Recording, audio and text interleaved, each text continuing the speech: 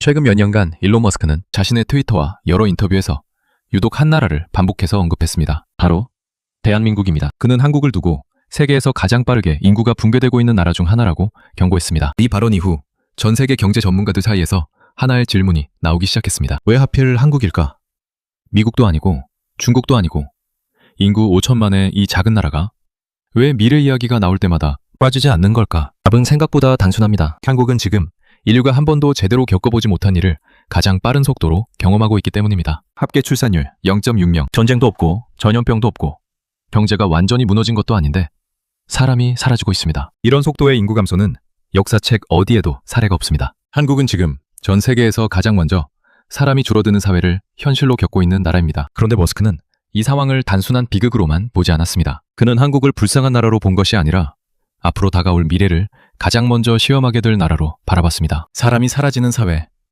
그래서 사람 없이도 돌아가야 하는 사회. 바로 이런 조건이 로봇과 인공지능, 그리고 테슬라와 옵티머스 같은 기술이 가장 먼저 필요해지는 환경이기 때문입니다. 지금 이 순간에도 한국의 편의점 사장님들은 알바를 구하지 못해 24시간 매장을 포기하고 있습니다. 공장은 사람을 구하지 못해 생산량을 줄이고 있고 병원은 간호사를 구하지 못해 병동을 축소하고 있습니다. 저출산이라는 단어는 더 이상 뉴스 속 통계가 아닙니다. 지금 당장 우리 동네 가게가 문을 닫는 이유이고 우리가 체감하고 있는 현실입니다. 그래서 오늘 영상은 조금 특별합니다. 3년 뒤 한국에서 벌어질 변화들을 하나하나 짚어보려고 합니다. 왜 머스크를 비롯한 글로벌 기술 기업들이 한국을 주목하는지, 로봇 밀도 세계 1위라는 타이틀이 우리 일상과 지갑에 어떤 변화를 가져올지, 그리고 가장 중요한 질문, 이 거대한 변화 속에서 우리는 어떻게 살아남아야 할지 말입니다. 불안한 이야기만 하지는 않겠습니다. 위기는 언제나 기회의 다른 이름이었습니다. 한국이 전 세계에서 가장 먼저 이런 변화를 겪고 있다는 건 가장 먼저 적응하는 사람이 될 수 있다는 뜻이기도 합니다. 지금부터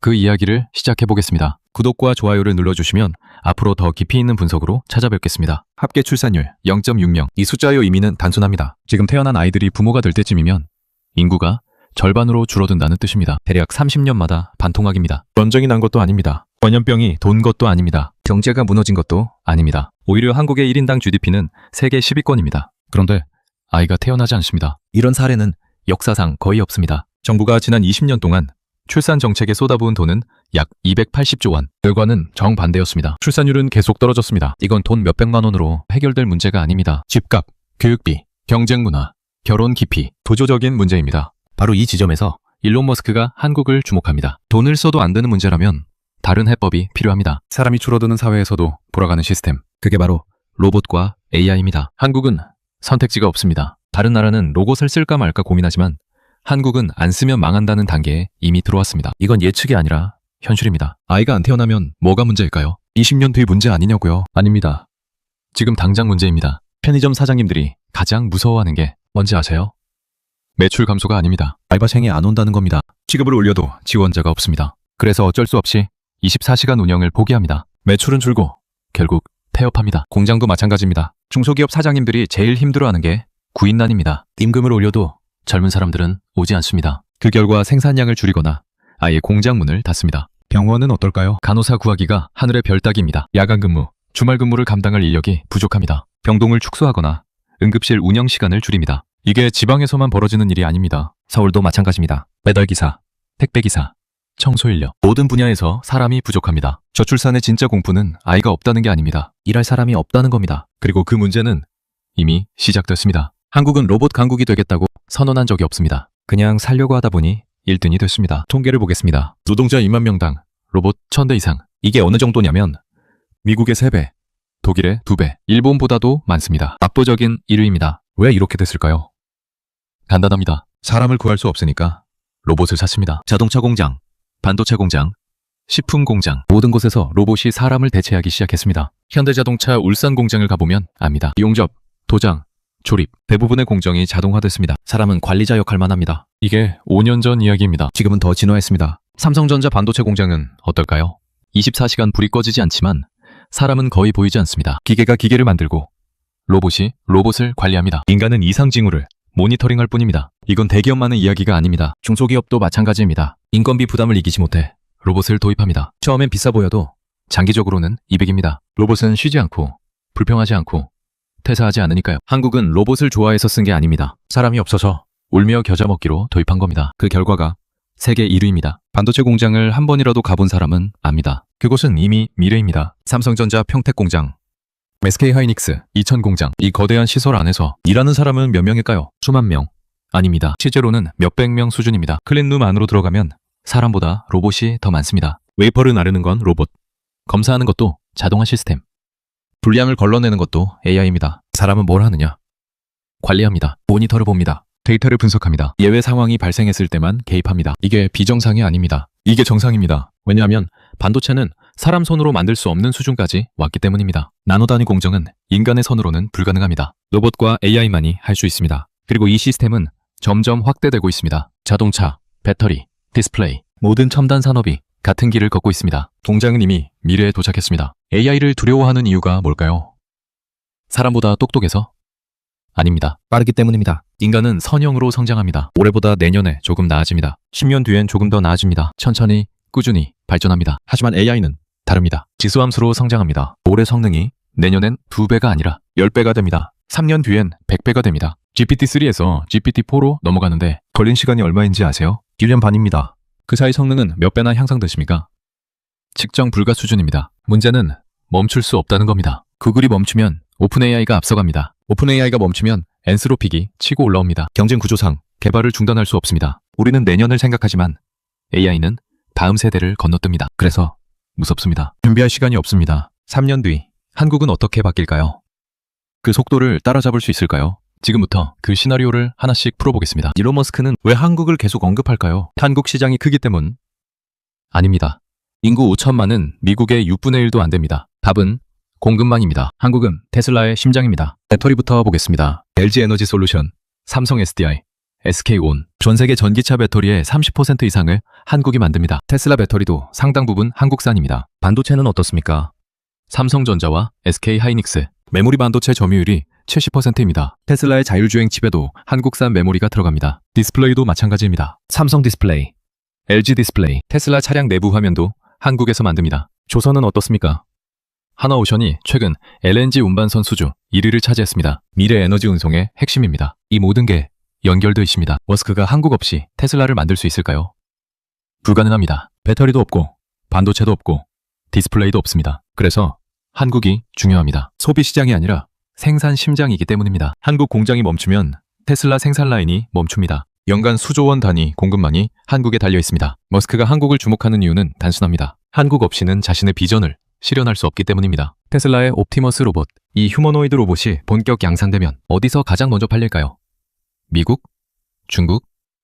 아닙니다. 한국입니다. 왜냐하면 한국은 로봇을 쓸까 말까 고민하는 나라가 아니기 때문입니다. 안 쓰면 망하는 나라입니다. 가격을 보겠습니다. 옵티머스 로봇 한 대 예상 가격은 2만 달러에서 3만 달러입니다. 한화로 약 3천만 원에서 4천만 원입니다. 이게 비싸 보이나요? 천만에요. 한국 최저임금 노동자 1년 인건비가 얼마인 줄 아세요? 약 2,500만 원입니다. 로봇 한 대 값이 인간 1.5년 인건비입니다. 그런데 로봇은 몇 년을 쓸 수 있을까요? 10년입니다. 24시간 쉬지 않고 일합니다. 야간 수당도 없고 주유 수당도 없고 4대 보험도 없습니다. 계산해 보겠습니다. 인간을 10년 고용하면 드는 비용이 2억 5천만 원입니다. 로봇을 10년 쓰면 3천만 원입니다. 8배 이상 차이입니다. 편의점 사장님 입장에서 생각해 보겠습니다. 알바생을 구할 수 없습니다. 시급을 올려도 안 옵니다. 그런데 로봇이 나왔습니다. 계산대도 보고 재고 정리도 하고 24시간 일합니다. 안 살 이유가 있을까요?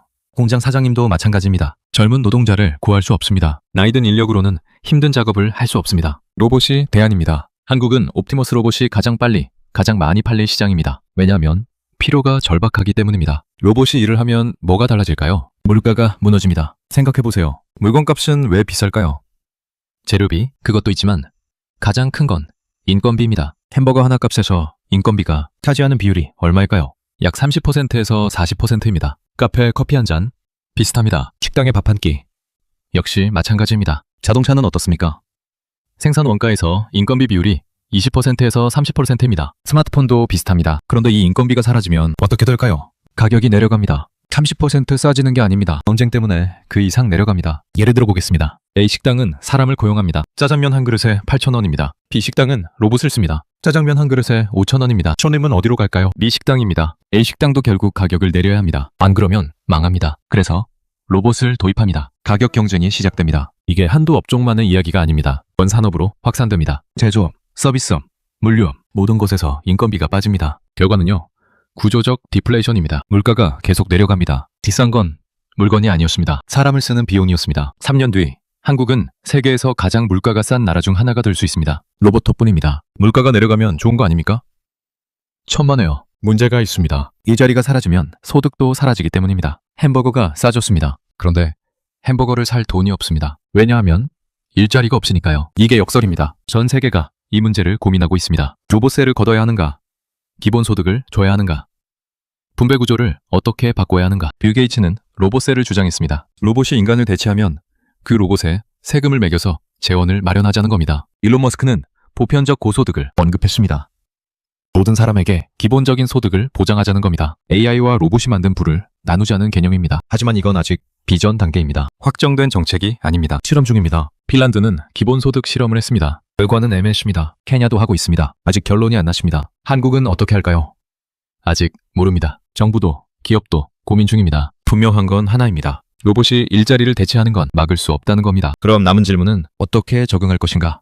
입니다. 이제 가장 중요한 질문입니다. 어떻게 살아남을 것인가? 첫 번째 전략. AI와 경쟁하지 말고 부려라. AI를 적으로 보면 지는 겁니다. 절대 이길 수 없습니다. 대신 AI를 도구로 쓰는 사람이 되어야 합니다. 예를 들어 보겠습니다. 디자이너가 AI를 두려워할 이유가 없습니다. AI가 그림을 그린다고요? 맞습니다. 하지만 AI를 활용해서 더 빠르고 더 많은 작업을 하는 디자이너가 경쟁력이 있습니다. 프로그래머도 마찬가지입니다. AI가 코드를 짠다고요?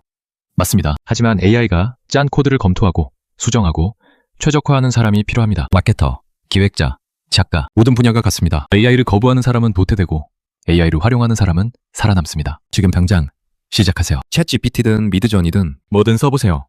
익숙해지세요. 그게 생존 전략입니다. 두 번째 전략, 노동 말고 생산수단에 올라타라. 로봇이 일을 하면 누가 돈을 벌까요?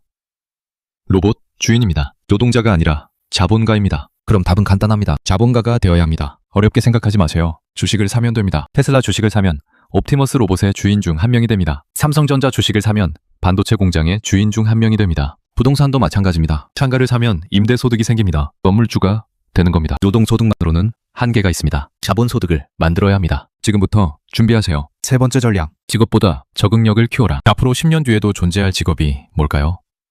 모릅니다. 아무도 모릅니다. 그럼 어떻게 해야 할까요?